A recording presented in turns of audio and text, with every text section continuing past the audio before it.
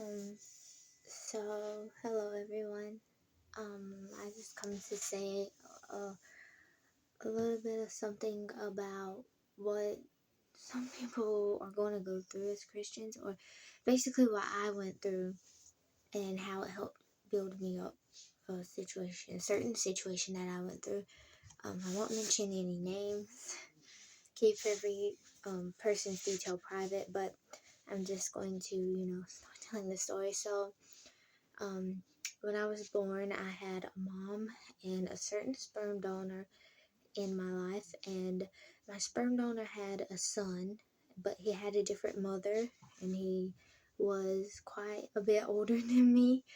And not too long ago, in 2021, 2 days before my birthday, he passed away, and I never got to meet him, and it was all the sperm donor's fault. And it's very sad that the first time I got to meet my brother, or, was in his casket because of one little person who was supposed to be our father's mistake.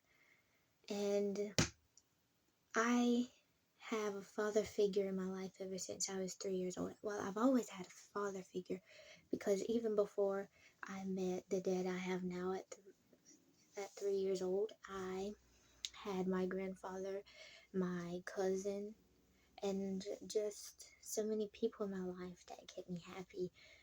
And to be honest, I didn't hear the story of my sperm donor until I was like 7, or I was like in the 3rd grade when I heard the story, and I couldn't believe it because it just didn't seem like it was real. And I never really started having certain emotions toward what he did to me until my brother passed away in 2021.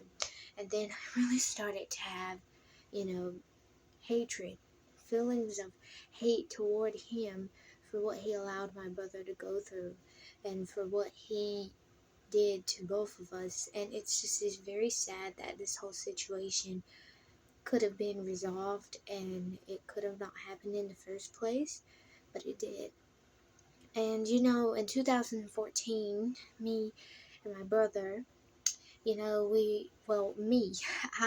was going to have siblings, and I was going to have a brother and a sister. They were supposed to be twins, and we had lost our sister due to something doctors did to my mom in the hospital. And I know this is not related to the story that I'm telling, but I'm just saying how I lost both of my siblings because of other people. They allowed my mom to suffer, and they allowed certain things to go on, and my sister, she passed because of them. And my brother, he was just working himself too hard, and I honestly believe he was so tired, and he got in a car accident. And I've never been able to think about really anything the same anymore because I don't want to take advantage of anyone around me. I don't want to lose hope in the sight of certain beings that I have around me. I've lost so many people important to me that it's hard to get close to anyone. There's friends at school that I lost. I was in school for almost 6 years, no, almost 7 years because I was in kindergarten. But I had to get homeschooled in the middle of 6th grade, and I always made an advantage, a jump to talk to my friends, but they never made an advantage back. So you see how losing people can affect a person. But back to the story, I started to hate our sperm donor, and it's not a good feeling to hate someone. And even before his parents, they didn't make an advantage to really ever talk to me, him or his parents. And that's the reason I was just, I've never really had a family beside my mom's that want to talk to me. And, just now my dad's family are trying to get back in the mood of talking to me. And I had to go through the process of forgiving them for what they had done too, because that's a whole nother story. But I've learned that forgiveness is the best medicine, and if you don't forgive, then you can't go through your life happy. I was never really happy. I was going through this depressed state with such bad anxiety because of unforgiveness, honestly. I would cry myself to sleep because I even had a hard time forgiving my friends for not trying to stay friends with me, not making an effort. And particularly, one or two friends in general really hurt me a lot. And I had to go through the whole process. I was crying myself to sleep. I'd cry in the shower. I was just this depressed person. And, usually I'm not so depressed, I'm goofy and I try to make people laugh as much as I can, but I was just going through a depressed state where I didn't care if I laughed, if anyone else laughed. And matter of fact, I don't even know if I read my Bible or prayed at that time. And if you can relate to my story in any kind of way, I'd appreciate it if you shared this video to people to let them know that just because we're young, doesn't mean that we don't go through anything. All of this happened when I was 12 and younger. This didn't happen right now as I'm 14, almost turning 15. This happened when I was 12 and younger. In a chronological order, everything just, it didn't make sense then. And I had been born, I was of course born a sinner, but what I'm trying to say, I've been raised into Christianity. But I never truly got saved until October 2020. And I decided then that I was going to serve the Lord. But after I got saved, all of these things happened and I started hating so many people.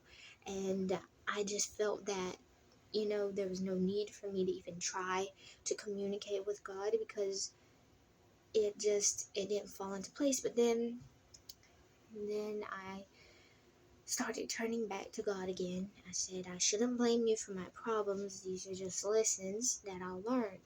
These are things that are going to make me compassionate to other people, are going to help me through this life.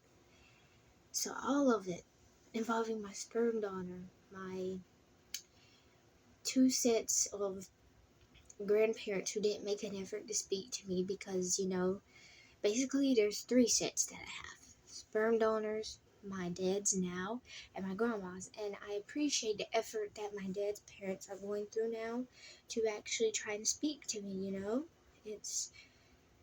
It's harder to forgive than people do, but I learned that forgiveness is going to keep me out of heaven, and I don't want to have to risk not seeing God for some unforgiveness and hatred I had towards a certain person. I'm not going to allow those certain people to put me in a very, very tormentful place that I will never be able to escape.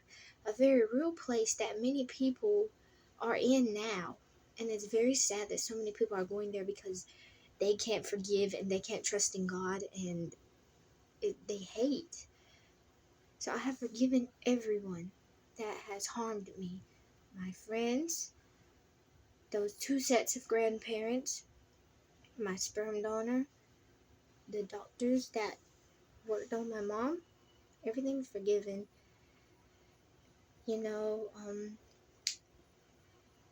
If you are a person who needs to be forgiven by a certain someone, the thing I can say is apologize. Sometimes an apology is all it takes. Sometimes an effort is all it takes. And that person will forgive you. You just don't know how much they wanted that apology, how much they wanted that effort, how much they wanted to hear from you. And I hope so many of you can understand how many people are going through certain things right now. You don't have to be the same story as me. It doesn't have to be even a related story to mine. But if you would please share this video and share your story as well as mine to draw attention to forgiveness and how to love everyone. Because once I forgave, I felt at peace.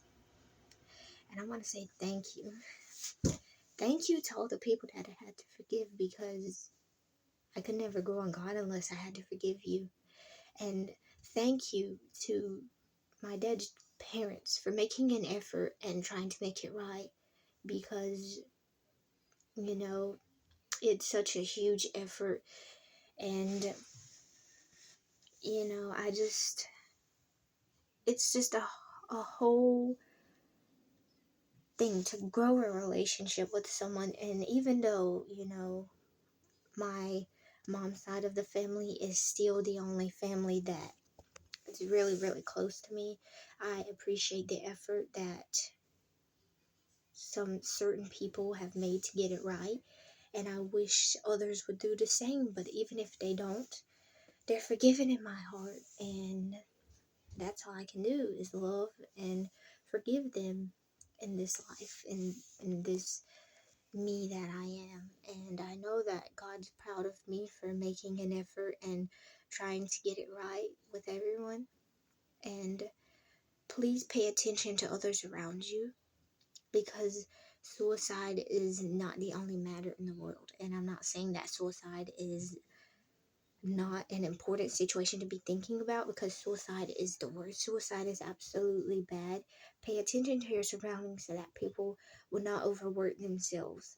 They won't get into car accidents from being tired or from working so hard. That you pay attention to even the doctors around you, so that even doctors make mistakes and they do things that can ruin people's lives. And what I'm saying, as a doctor, how could you ever let something happen that would do certain things like that? So, doctors, please, please learn from other doctors that have done certain things. Please don't be like them.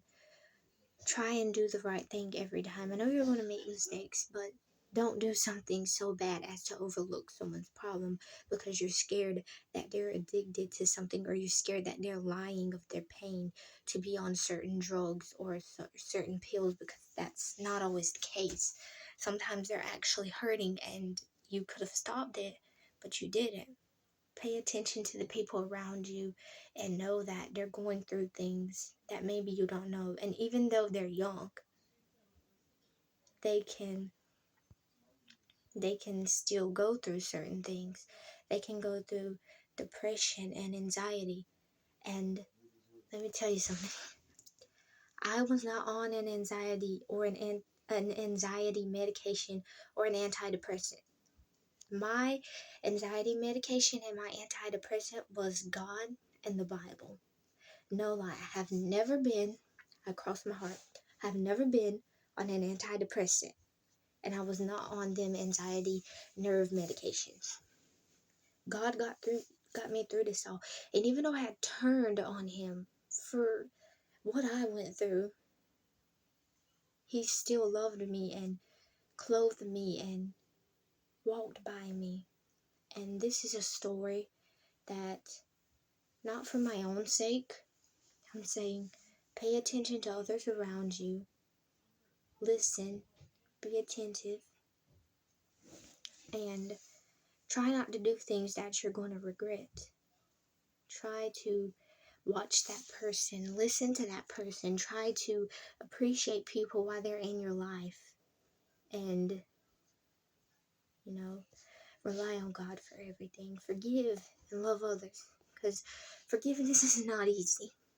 It's not easy, but once you do it, you will never feel so alive and free until you finally forgive that person. You can get as much revenge in the world as you want and not be happy, but once you forgive that person, you'll be so much happier.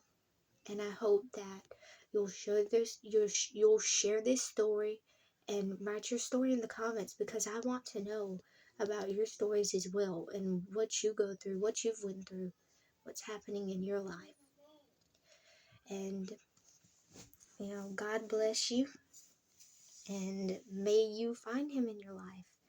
May you find what a wonderful person he is, what a perfect person he is. This is my testimony so far of a certain situation of forgiveness and how to love people. And I pray and I hope you'll share your testimonies as well. You'll share my testimony, and you'll love the people in your life. Forgive everyone, and I pray God blesses you.